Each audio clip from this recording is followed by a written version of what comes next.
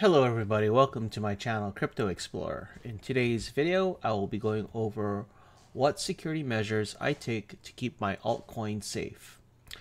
Now, if there is a hardware wallet for your cryptos that you hold, I strongly suggest you use that. What I'm about to show is what I use for those that don't have a supported hardware wallet. So what I have here is basically a Dell 11.6-inch laptop. It's a very inexpensive laptop at under $200, and I've seen it go as low as $129 when it goes on sale. This laptop is not really that powerful, but it is powerful enough to run most, if not all, crypto wallets to allow you to interface with various blockchains. Now, it only comes with 32 gigs of memory, of storage, onboard storage. It does have 4 gigs of RAM. So I suggest getting a micro SD card if you are using wallets where you are syncing the entire blockchain. So over here you can see there is a micro SD expansion slot here that you can use, and because older blockchains will take a ton of space, and I think it can do up to 128 gigs. I'm not too sure, so don't quote me on that, but if needed, you could also install the blockchain data files on one of those micro USB thumb drives. So basically, with crypto, you alone are responsible for your own security, and when you hold your private keys, when they're not on exchange, you're holding them yourselves. And the reason for this laptop is I find that separating your daily use computing and your blockchain computing a good practice, as it reduces chances of malicious threats compromising your crypto holdings. So with that being said, I'm going to go into the screen capture modes to show you what I do on this laptop to basically add a little more security to what it comes with out of the box. So here we are at the desktop. First and foremost, when setting up this new computer, please use a strong password. A strong password at the minimum is at least 8 characters long, includes a number, a character, and both uppercase and lowercase letters. And it's really the most basic thing you can do to secure any device is to have a strong password. Now, the very first thing I like to do once Windows and everything is all set up on this computer is to disable file and print sharing. So let's go to Control Panel and then go to Network and Internet, Network and Sharing Center, and then change adapter settings. Now you can see here I'm connected via hardline. This does have a Wi-Fi option, but I personally prefer to use a hardline to my own network, and I use a USB to Ethernet adapter. So let's go to Properties and then uncheck File and Printer Sharing for Microsoft Networks, and then close. Another thing I like to do, and this is just me, I don't know if you want to do it, but I personally want to disable Windows updates. I don't need it for the purpose of this laptop, and I'd rather have it just not accidentally update to something that will break it. So as you can see, I went to Task Manager. Well, let me close it up and do it from the beginning. You can also do it this way: type services, hit enter, and then sort by name, and you can see Windows Update, and I'm gonna set it to disabled. apply, and then I'm going to click stop. Once that's done, I like to configure Chrome. Now, Chrome, I have Chrome on here because I like to use this to interface with my Ledger Nano S. Plus, there's other services like my Ether wallet, Metamask, that is most commonly used. So let's go to Chrome, and I'm going to go through what I do. Actually, I already have it opened. There are a couple of plugins that I install first. So let's go down through them. First, Windows Defender Browser Protection. Let's add that extension.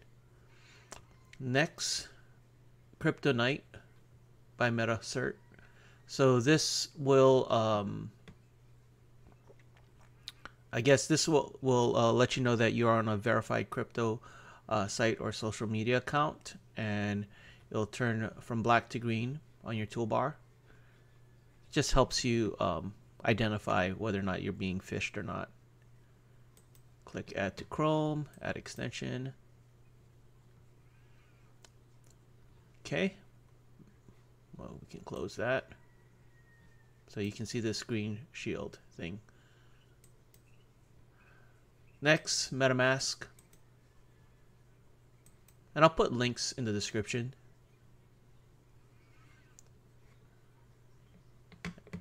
Okay. And next is Ether address lookup. So you'll receive a warning when you land on a phishing site linked to obtain the private keys of cryptocurrency wallet. So let's add this extension. And then the final extension I like to add is Whitelist Manager. Now, what Whitelist Manager does is when browsing Chrome, it will only allow you to go to sites that has been whitelisted. And for the purpose of this, I'm going to whitelist my Ether wallet. So let's add this to Chrome. There you go. So here's my Ether wallet. I'm going to just copy this part of my Ether wallet domain. And we're going to click this Whitelist Manager icon here, which is the padlock. And then select options. And you can see here, this is the list. I'm going to delete what's in there by default, and I'm going to add myetherwallet.com. I'm going to put a star dot so that if there's any other extensions, prefaces for my Ether wallet like www dot or account dot or whatever, it will allow it. And then I'm going to check block pages from websites not in my list, and then block other resources, images, scripts from websites not in my list. So if there's something embedded that links to something that's not on this list, it will block it. And I just, from privacy reason, I'm just going to uncheck this. And click X. So I'm going to close all these browser tabs, and let's test it out here. Let's just go to google.com, and you can see it's been blocked. But if we go to, let's close this out. So my etherwallet.com. You see here, I misspelled it and it blocked it.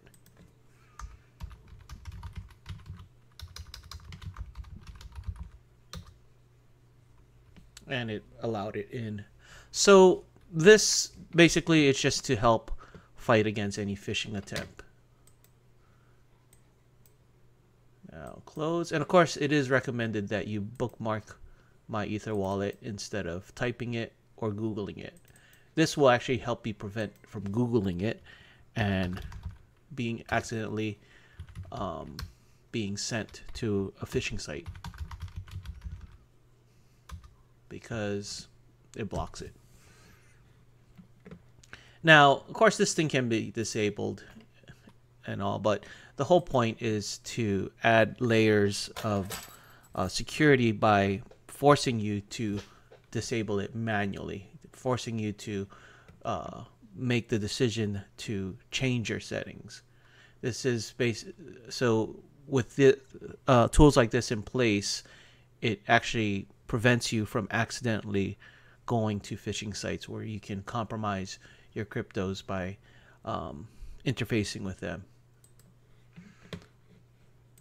And so that is about it for well, actually, one more thing. You want to always make sure your wallets are encrypted.